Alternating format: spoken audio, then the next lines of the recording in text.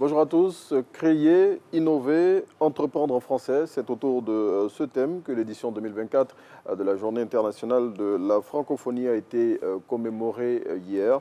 Et selon Fraternité Matin, à cette occasion, la ministre Françoise Remarque de la Culture et de la Francophonie a dit toute sa fierté relativement à la place prépondérante qu'occupe la Côte d'Ivoire dans l'espace francophone. Le gouvernement ivoirien va intensifier la lutte contre la migration irrégulière.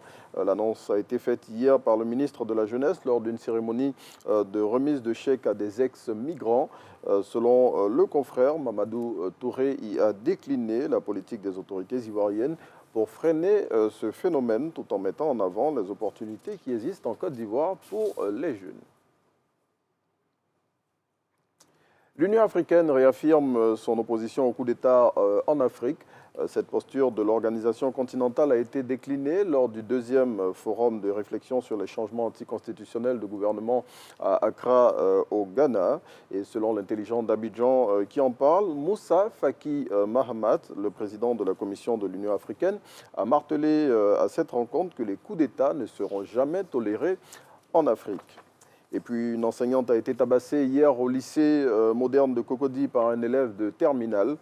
Selon le Jour Plus, suite à cette situation, une grève de 3 jours a été décrétée par tout le corps enseignant de cet établissement pour dénoncer cet acte et exiger des sanctions à l'encontre de son auteur. On s'arrête ici pour ce numéro de la revue.